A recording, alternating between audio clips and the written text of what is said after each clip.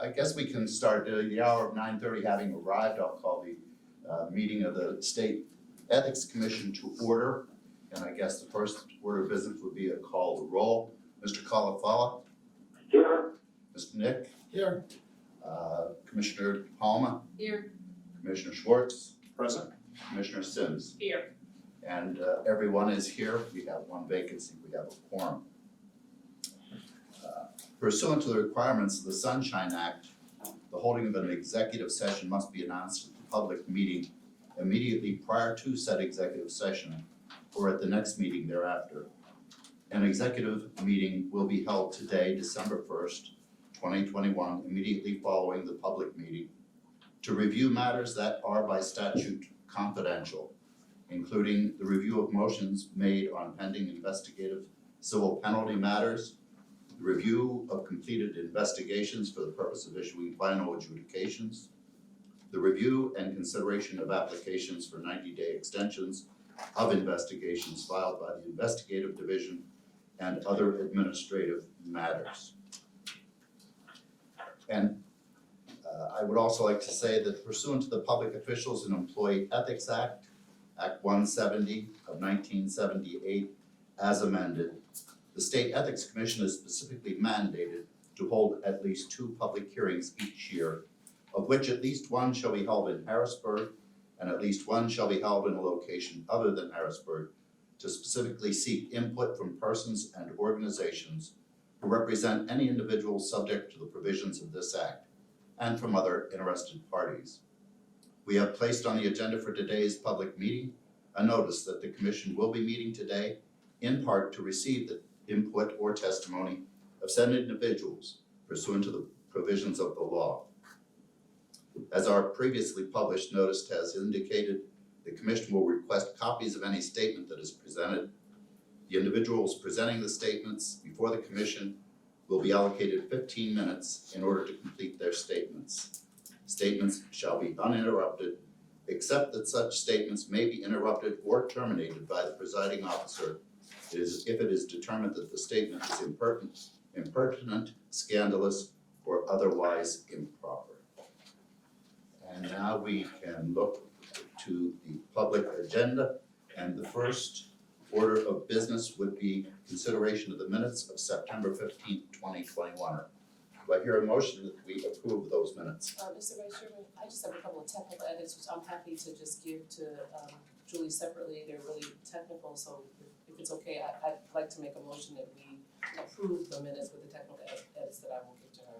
Okay, with the technical amendments, without objection, is there a motion to approve the minutes? So moved. Moved by Commissioner Schwartz, seconded by Commissioner DePalma. All those in favor give their consent by saying aye. Aye. Opposed, no. The ayes have it, and the minutes as amended are approved. The second item on the agenda is a civil penalty order consents. Commissioner Sims. Yes, thank you, Mr. Vice Chairman. There is one civil penalty case with a proposed consent agreement, excuse me, that is now before the Commission for decision. This case involves respondent Albert F. Cavazzo, who is a constable or deputy constable, who failed to timely file a statement of financial interest for the 2020 calendar year. The parties have submitted a consent agreement proposing that the Commission find that the respondent failed to timely file a statement of financial interest for the 2020 calendar year and impose a civil penalty in the amount of $250. The respondent has agreed to file a complete and accurate statement of financial interest for the 2020 calendar year. Based upon my review of the facts, I am of the opinion that this consent agreement is consistent with Commission precedent and is a proper disposition for this case. It is my opinion that the Commission should impose a civil penalty agreed to by the parties per the consent agreement and order the respondent to make payment of the civil penalty to the extent he has not already done so. It is further my opinion that the Commission should order the respondent to file a complete and accurate statement of financial interest for the 2020 calendar year to the extent he has not already done so. Based upon my analysis and comments, I would like to make a motion, Mr. Vice Chairman. You are in order, please proceed. I move that this commission approve the consent agreement submitted by the respondent and the investigative division, imposing a civil penalty in the amount of $250 against respondent Albert F. Cavazzo for failing to timely file a statement of financial interest for the 2020 calendar year. I move that to the extent he has not already done so, the respondent shall be ordered to pay the recommended civil penalty agreed to by the parties per the consent agreement within 30 days of the issuance of the commission's order. Further, to the extent he has not already done so, the respondent shall be ordered to file a complete and accurate statement of financial interest for the 2020 calendar year within 30 days of issuance of the commission's order. That concludes my motion, Mr. Vice Chairman. Is there a second? Second. Second by Commissioner Nick. Any discussion? Hearing none. All those in favor will signify by saying aye. Aye. Opposed, no. The ayes have it, and the motion is carried. Number 3, civil penalty order defaults. Again, Commissioner Sims. Yes, thank you, Mr. Vice Chairman. We have 10 civil penalty default cases before the commission for decision this morning. The respondents involved in these cases will be identified individually in the motion I will be making with regard to these cases. The respondents failed to file statements of financial interest for the calendar years that I will detail in my motion. The respondents did not take action or respond to the civil penalty proceedings. Following review, it is my opinion that as to each respondent, the commission should levy a maximum civil penalty of $250 for each delinquent statement of financial interest. It is my opinion that the commission should also order these respondents to file their delinquent statements of financial interest. There is nothing of record that would constitute a defense or an excuse for their noncompliance. Based upon my analysis and comments, I would like to make a motion, Mr. Vice Chairman. You are in order.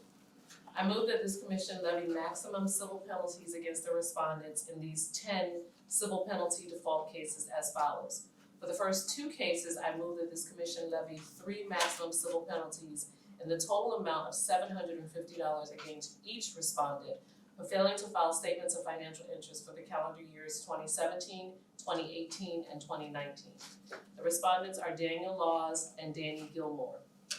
For the next 2 cases, I move that this commission levy 2 maximum civil penalties in the total amount of $500 against each respondent for failing to file statements of financial interest for the 2018 and 2019 calendar years. The respondents are Manuel Villanueva and Senilda Tejada. For the following 5 cases, I move that this commission levy a maximum civil penalty in the amount of $250 against each respondent for failing to file a statement of financial interest for the 2019 calendar year. The respondents are Dawn M. Williams, Kristen M. Hubert, Earl M. James, Gary Gilchrist, and Margaret Yevix. For the 10th and final case, I move that the commission levy a maximum civil penalty in the total amount of $250 against respondent Terrence L. Crumby for failing to file a statement of financial interest for the 2020 calendar year. Further, these respondents shall be ordered to file complete and accurate statements of financial interest for the years stated within 30 days of issuance of the commission's orders. That concludes my motion, Mr. Vice Chairman. Is there a second to the motion? I'll second it. Commissioner, Commissioner Colafalo seconds the motion. Are there any discussion? Mr. Vice Chair, if I could just ask a question, maybe Mr. Caruso. I see 4 of these folks are from the city of Reading. Obviously, including a human resources manager, which is incredibly disappointing that someone in that position has failed to follow. How did these come to our attention? The city of Reading has an employee in the administrative offices that annually does a self-audit of the city of Reading for all of the administrative folks and all the different boards and commissions, and that person annually provides us with a list of their non-filers and official filers. So that's how we got these lists. Well, they certainly should be commended for raising it, but this is something that the city of Reading should pay better attention for their public employees. I agree, and they're getting a little better. The lists have gotten smaller over the years. They would start usually around 35 to 40. Now we're getting maybe 15 to 18 a year. Thank you. Any further discussion? Hearing none, all those in favor of the motion will signify by saying aye. Aye. Aye. Opposed, no. Opinion of the chair, the ayes have it, and the motion is adopted. Thank you, Commissioner Sims. The next item on our agenda is the Penn Film Group. Commissioner Nick. Thank you, Mr. Chairman. The next matter excuse me, to be addressed on the Commission's public agenda is consideration of a court-ordered mediation, a commission order in regard to Penn Film Group 148-SL. On June 23rd, 2021, the Ethics Commission made a decision in Penn Film Group, which was decided following issuance of a notice of noncompliance directed to Penn Film Group LLC, who at the time was a registered principal with the Pennsylvania Department of State.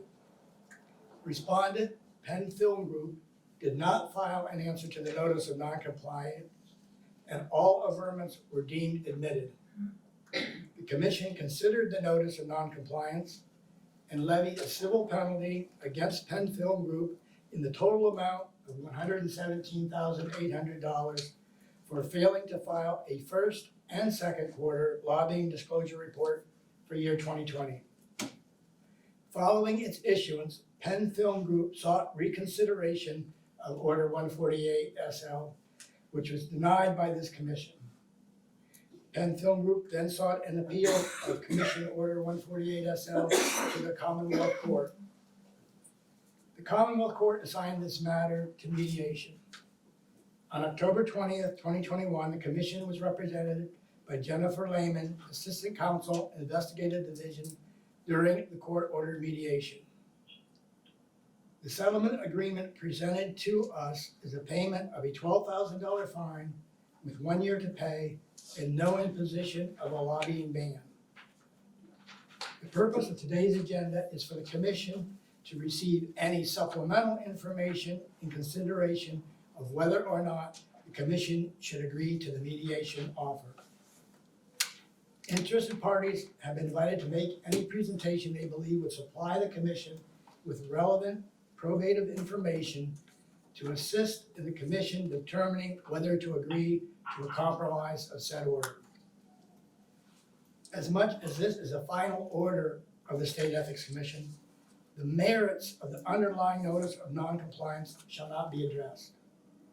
Counsel is not to engage in legal argument, as the commission is not in a position to reconsider or modify its final order, but rather, as directed by the Commonwealth Court, to determine whether or not a compromise of Commission Order 148-SL would be appropriate. As was outlined by correspondence dated November 17, 2021, both the investigative division and representatives of Penn Film Group will have no more than 10 minutes each to complete any presentation they wish to do so before this commission. Mr. Vice Chairman, I would suggest that this is an appropriate time to allow the interested parties to make their presentation. I would also recommend that as the moving party, Penn Film Group should proceed first, followed by the investigative division. Thank you, Commissioner. Are Sarah Heiser Staub and Libby Smith, are they here? Counsel for Penn Film Group, would you come up to council table? And is Sarah here? Or, Good morning, Commissioner. I'm Sarah Heiser Staub, and my co-counsel Libby Smith is here with me this morning. Would you prefer to use the podium or the table? It doesn't matter, wherever you're most comfortable. Okay, I'll take the table.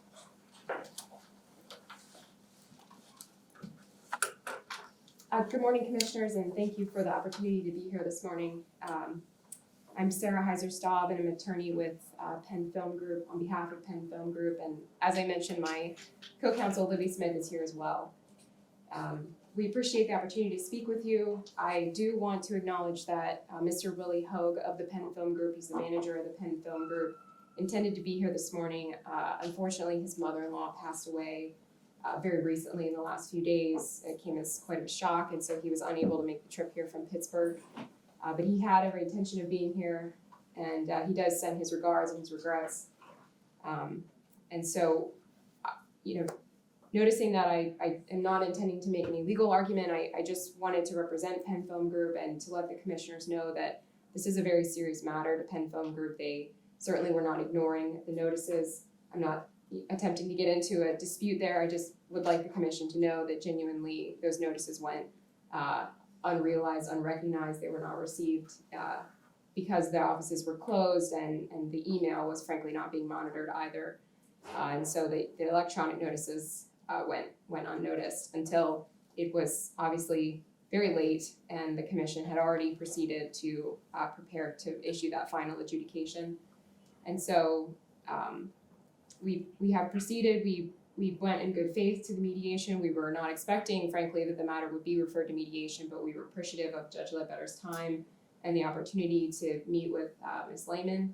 And we believe we've reached a fair and just resolution that is based in part on information that Penn Film Group submitted to the court and to Ms. Lehman about their financial situation, which is quite frankly fairly bleak in the current environment, given that film production is Penn Film Group's main endeavor, and that production has been, it was entirely stopped in 2020 and very slow in 2021, and so the revenue is really not available. So there is a genuine, I think, a collectability concern of the current fine, and so Penn Film Group would certainly like to make good and would like to, wrap this up with the commission. It would like to see this resolved. It's willing to and happy to pay the $12,000 fine that's been proposed as a potential settlement, and we would just respectfully request that the commission accept that settlement. Thank you. Any questions, commissioners? How did you come up with the $12,000 figure? Well, I believe, and I'm just going to preface this with my statements are in connection with mediation discussions and settlement discussions. And so initially we had made an offer, I believe, of an $8,000 figure, and that figure was based on, I believe there was a prior $10,000 fine levied around a similar time for a similar violation against another group. I understand that group did respond to the notice of noncompliance, so we were in a slightly different position. And so the initial $8,000 was an attempt to make an offer to see where we could get. I explained that at the mediation, and frankly, when I came back in the room, the judge had suggested the $12,000. So I think the magic in that number is a little, maybe on the judge's end. I don't have did specifically myself propose $12,000. As I recall, also as part of the relief, you did not want to be banned from lobbying in That's- Pennsylvania for any amount of time, and I'm not sure, but it looks like you may have portrayed to the court that one can only receive these film tax credits by being a registered lobbyist and lobbying. And to the best of my knowledge, that's not in the fiscal code or the tax code. Now, it might, as a practical matter, be true that you ought to lobby to get a piece of the pie of those tax credits, but it's not required by law. Right, and Commissioner, I'll be honest with you, we don't have a transcript of the mediation, and so I can't exactly recall how that conversation went with Judge Ledbetter. I do recall that we mentioned that part of the benefit of being able to lobby is being able to get these opportunities to do these films, and that in connection with that, there are film tax credits available. We didn't engage in a lengthy discussion about the degree to which you have to be registered in order to get those credits. But if there is a concern, I'd be happy to go back to the court and to update her on the exact, confines of the law in that respect, if that had an impact on her ultimate suggestion. I do know that when we engaged in a private discussion with her, she said, my concern is that if you ban a group from engaging in their business, they're never going to be able to pay the fine anyway. So my understanding was it was more of a practical concern of banning us from doing work that then would lead to money coming in the door that we could use to pay the fine. Whether or not that is done with tax credits or through tax credits or not, I can't say how relevant that was at that time. Mr. Vice Chairman, I just have one question. Yes, So just a note of clarification, you may or may not know this, but would it be your understanding then, based upon the number that's been proposed, that Penn Film Group expects to be able to pay that? Penn Film Group does expect to be able to pay the $12,000. in a quarterly payment of $3,000 per quarter. Okay. Yes. Any other questions? Just one more.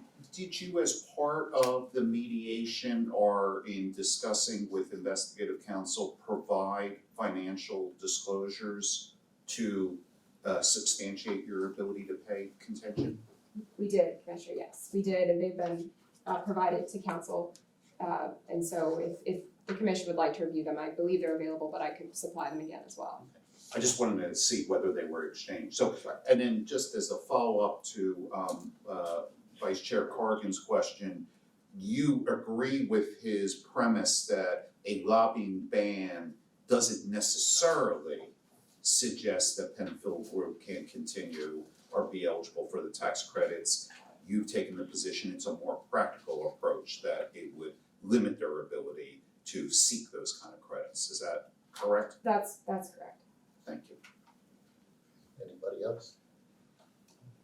Okay, Jennifer? Good morning, Commissioners.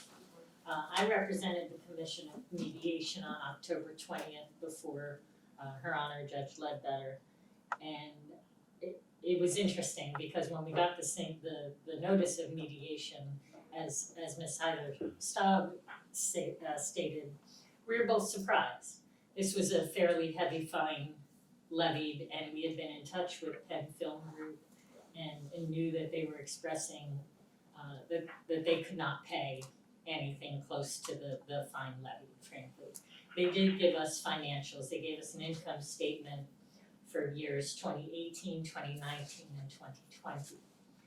I would urge the commission to accept this recommendation for a couple of reasons. It's beneficial to Penn Financial Group in that obviously they have a much lesser fine to pay, but it also gives them finality, and it also is quite a far cry from what they initially suggested that they could pay for an entity this size. The $12,000 gives the commission assurance and surety and finality. They have expressed to a judge of the Commonwealth Court that they can and will pay this $12,000 fine. Should they fail to do so, that expression will be very helpful when it comes to enforcement. They've represented both to this commission publicly and in mediation that they will pay this fine. That provides the commission and with finality and with collectability. Another thing to consider, Your Honors, is that collectability is a factor in any future enforcement proceeding. So should the commission decide not to accept this, the investigative division does have a good faith basis to believe that it will be difficult to collect and to enforce the commission's original judgment. So again, acceptance of this would give finality to this proceeding and some closure. It does send a message for, again, something of a smaller entity like Penn Film Group to pay a substantial fine within 1 year. Does send a message that the lobbying laws must be enforced and that the commission does take it seriously. I'm willing to answer any questions you might have. Questions from the commissioners to Commissioner Net? In mediation, did the Commonwealth Court ask you, the commission, for an offer? Or was this just presented as the court's decision? No, we did discuss numbers. I think I originally went in there realistically thinking in the area of frankly 15,000 based on the information given to me by Penn Film Group. I thought that would be a fair result. I had never participated in mediation before, so I'll defer because I am sure that there's somebody on the commission, if not somebody's, who have. It was a back and forth. I wasn't in the room the whole time. They weren't in the room the whole time. So it was very informal discussions. So we did toss around numbers. But the judge, when I re-entered the room, the judge brought up the 12,000. Thank you. So the highest figure you proposed on behalf of the commission would have been 15. It was. Okay. Any other questions from commissioners? Just one follow-up, I heard counsel for Penn Film say, or you say that it was gonna be paid quarterly. Is that part of the proposed agreement, that there will be payments of 3,000 quarterly? Because looking at the materials we had, we just saw 12,000 over a year. And that was my understanding. I believe that they would prefer to pay that quarterly, but my understanding was at the end of the year, they will have paid 12,000. Well, what, are we being asked, maybe this is a question for both sides, are we being asked to approve this agreement as 12,000 within 1 year? Or are we being asked to approve this agreement as 12,000 paid each quarter and paid in full by the end of the year? I will say my notes, and I'll of course give Ms. Heiser-Staub a chance to respond. My notes indicate that it was 12,000 payable in 1 year. And honestly, I'll defer. I suggested the quarterly payments just as a way to provide a benchmark for the commission that's getting paid. So I'm not sure that practically there will be that we have a position on whether it needs to be paid all at once by the end of the year. If the commission would prefer a lump sum, if that's easier for accounting purposes, they could certainly do that. Don't have a strong preference, to be honest. But your client is willing to commit to paying it quarterly over that year, is that fair? Absolutely. Yes, yep. If we were to agree to this procedurally, do you go back to Commonwealth Court and does the judge of the court then issue an order rather than us issuing another order? Yes, I believe so. In the first instance, we would need to notify Judge Ledbetter that the commission accepted or tentatively has accepted the settlement. And I believe Judge Ledbetter it should just be a simple order dismissing the appeal on the basis of a settlement. We would need to determine a settlement agreement or some sort of agreement so that the commission could enforce the settlement if needed. And frankly, we haven't discussed the technicalities of that just yet. It's my understanding that because there is a pending matter in Commonwealth Yes. Court, it's my understanding that that would have to be dismissed. Based on that, it's, again, I'll Comes back here for defer. reconsideration. Mr. Corrigan, if I may, because the commission has issued a final order, my understanding would be that the court would then, as counsel indicated, most likely dismiss the underlying appeal or would be withdrawn, and then the court would issue some sort of compromise of the commission's order that it would be settled for whatever the parties had agreed to. I believe the court may or has the ability to remand the matter back to the commission for lack of a better word, or resentencing or reissuance of a penalty. But I don't know if that would necessarily be appropriate in this matter because the court would never be reaching the merits of the appeal. Yes. I believe that it would just be a compromise order as opposed to any kind of a reconsideration or reissuance by the commission. Yeah, I'm just procedurally a bit confused as to. I think the parties, this is just my personal view, the parties, if it was approved, could stipulate to the dismissal of the appeal, to the payment of the money, and to the continuing jurisdiction of the Commonwealth Court to enforce the agreement. That would be my personal recommendation, subject to our commission's thoughts. That's good. That does sound neater. Any other questions by anyone?